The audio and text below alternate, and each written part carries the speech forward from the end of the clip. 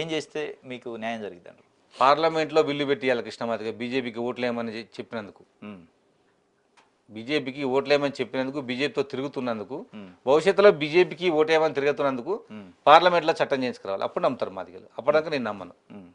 Supreme court తీర్పు నీది కాదు. తెలంగాణలో మాదిగలకు 12% రిజర్వేషన్ ఇవ్వని చెప్పాలి. జిల్లాల వర్గీకరణ చేయించాలి. అది అదే ఎజెండా మీద పార్లమెంట్లో చట్టం. లేకపోతే 76% అవసరం లేదు తెలంగాణలో. ఏబిసిడి పెద్ద లాభం లేదు మాదిగలకు, మాలలకు లాభం ఏబిసిడి. కృష్ణమాదిగ డిమాండ్ వల్ల ఏబిసిడి వల్ల మాలలకు లాభం. తెలంగాణలో వాళ్ళు 3% ఉంటే 6% వస్తుంది, 12% ఉన్న వాళ్ళకి 7% వస్తుంది. ఇదే చెప్తున్నా 10 ఏళ్ళ నుంచి నేను. ఓకే, మీరు సుదీర్ఘంగా 30 సంవత్సరాల నుంచి సామాజిక ఉద్యమాలు చేశారు, వర్గీకరణ, బీఎస్పీ పార్టీలో పనిచేశారు. తర్వాత తెలంగాణ ఉద్యమాన్ని నెత్తనెత్తుకున్నారు, మొత్తం ఐకాన్ లెక్క ఉన్నారు తెలంగాణ యూనివర్సిటీ విద్యార్థి ఉద్యమాన్ని. ఏం లాభం అయింది తెలంగాణ వచ్చాక మీకు? పిడమరితరేవుగా నాకేం లాభం జరగలేదు. నేను లాభం గురించి ఆశించలేదు. తెలంగాణ రాష్ట్రం కోరుకోవాలనుకుంటున్నా. ఇప్పుడు కూడా ఎస్సీ వర్గీకరణ జరగాలి, మాదిగలకు 12% రిజర్వేషన్ రావాలనుకుంటున్నా. దాంట్లో బాగుపడ్డది తెలంగాణ ఉద్యమంలో బాగుపడ్డది కేసీఆర్ కుటుంబం, ఇందులో బాగుపడ్డది కృష్ణమాదిగ కుటుంబం. ఈ ఉద్యమంలో కృష్ణమాదిగ, ఆ ఉద్యమంలో కేసీఆర్. అంతే. దానికోసం ఆయన ఎజెండా తీసుకున్నారు. తెలంగాణ ఉద్యమకారులకి బాగుపడలేదు అంటున్నారు కదా. తెలంగాణ ఉద్యమకారులు ఎక్కడ బాగుపడలేదు. వాళ్ళకి 250 గజం స్థలం ఇవ్వమనే అప్పుడు వాళ్ళని అడిగితే కేసీఆర్ మొత్తం నా దాంట్లో వాళ్ళే ఉన్నారు అన్నాడు. ఇవాళ కాంగ్రెస్ పార్టీ ఉద్యమకారులను గుర్తించే పనిలో ఉంది. మేనిఫెస్టోలో పెట్టింది, అమలు జరగలేదు. ఒత్తిడి చేస్తాం. ఒత్తిడి నిరంతరం తెలంగాణ ఉద్యమకారుల సంఘం పెట్టి మంత్రులను కలుస్తున్నాం. ఒకరోజు ఇవాళ రేపు వరుసగా పనులు అవుతున్నాయి కదా, మాది కూడా వస్తుంది టైం. మీరు ఈ ఉద్యమాలను చేశారు, తెలంగాణ ఉద్యమం కూడా చేశారు. ఏంది మీ భవిష్యత్ కార్యాచరణ? నా భవిష్యత్ కార్యాచరణ ఏంటంటే, హైదరాబాదు తెలంగాణ రాష్ట్రంలో నార్త్ ఇండియా ఆగడాలు ఎక్కువైపోయినాయి. మొత్తం తెలంగాణని కల్తీమయం చేసిండ్రు. ఈ కొత్త సెకండ్ హ్యాండ్ బిజినెస్ చేస్తారు అందరు కూడా. నార్త్ ఇండియా వాళ్ళు మొత్తం వాళ్ళే ఉన్నది ఇక్కడ. మన సీఎం గారు ఏమనుకుంటారు అంటే, నేను తెలంగాణకు ముఖ్యమంత్రి అనుకుంటారు, కానీ మొత్తం వాళ్ళ చేతిలో ఉందంతా. రియల్ ఎస్టేట్ వాళ్ళ చేతిలో ఉంది, వ్యాపారం వాళ్ళ చేతిలో ఉన్నది, స్వీట్స్ బిజినెస్ వాళ్ళ చేతిలో ఉన్నది, సెల్ ఫోన్ బిజినెస్ వాళ్ళ చేతిలో ఉన్నది, ఆయిల్ బిజినెస్ వాళ్ళ చేతిలో ఉన్నది, మొత్తం వాళ్ళ చేతిలో ఉన్నది. వాళ్ళు ఇక్కడ తెలంగాణని రాజ్యం వెళ్తున్నారు. వాళ్ళు ఇక్కడ ఆంధ్ర వాళ్ళు పోయినాడు మన సంకల గుద్దినాం. అందుకన్నా ద్రోహులు ఇక్కడ, రాక్షసులు ఇక్కడ మిగిలిండ్రు. మళ్ళీ ఒక ప్రాంతీయవాదం లేపుతున్నారు. ప్రాంతీయవాదం కాదు, తెలంగాణ వాళ్ళు పెట్టినటువంటి కంపెనీలలో మాకు ఉద్యోగాలు కాదు. ఇక్కడ ఎక్కడైనా తెలంగాణలో ఎవరైనా కంపెనీ పెట్టినాయి 90% ఉద్యోగాలు ఇక్కడ యువకులకు ఇవ్వాలి. అది మా డిమాండ్ ఇప్పుడు.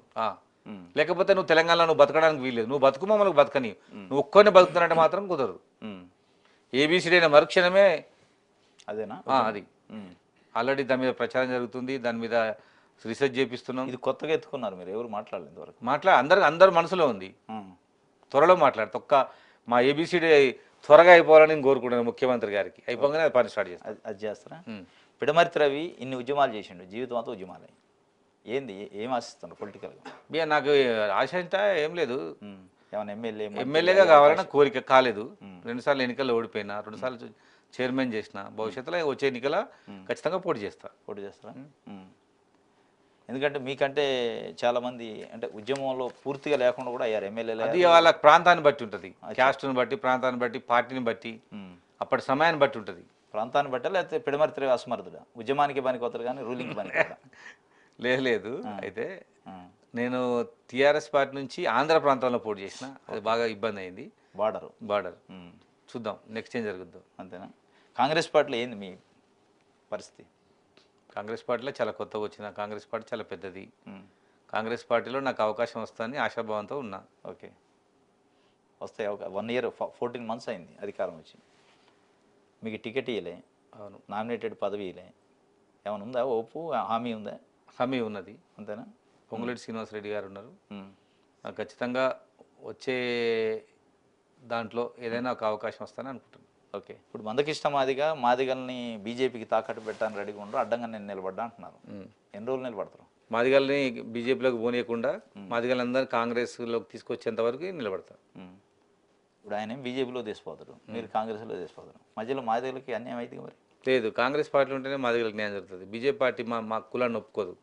వాళ్ళు అంటరానితనం పాటించే కులం. ఈ దేశంలో అంటరానితనం ఉండాలి, ఈ దేశంలో నిచ్చలమెట్ల వ్యవస్థ కొనసాగాలని కోరుకునే పార్టీ వాళ్ళది. రిజర్వేషన్లు ఎత్తేయాలనుకునే పార్టీ వాళ్ళది. ఓకే, అందుకోసం వాళ్ళతో మేటపోతాం. బేసికల్గా మాకు వ్యతిరేకం వాళ్ళు. ఓకే, వాళ్ళు అంబేద్కర్ని వ్యతిరేకిస్తారు, డిఫాల్ట్గానే భారత రాజ్యాంగాన్ని వ్యతిరేకిస్తారు. మేము ఎట్లా వాళ్ళతో పోతాం? ఓకే. అందుకోసమే నేను కాంగ్రెస్ పార్టీ పోదాం రావటం మాదికి వెళ్ళి. బీజేపీ ఒక ట్రైబ్ని ప్రెసిడెంట్ ఆఫ్ ఇండియా చేసింది. అవును, వ్యతిరేకం అంటున్నారు దళితులకి, ట్రైబ్స్కి. ప్రతిఘాతక ఉద్యమాలు చాలా చేస్తారు వాళ్ళు. మన కన్నుతో మననే పెడతారు, మన రాష్ట్రపతిని మనకే పెడతారు, మనకిష్టం మాదిరి మనకే మధ్యలో పెడతారు. ఓకే. అది దాంట్లో పోనీయకుండా దాంట్లో భాగమేనా ఇట్లాంటి? ఉంటాయి కదా.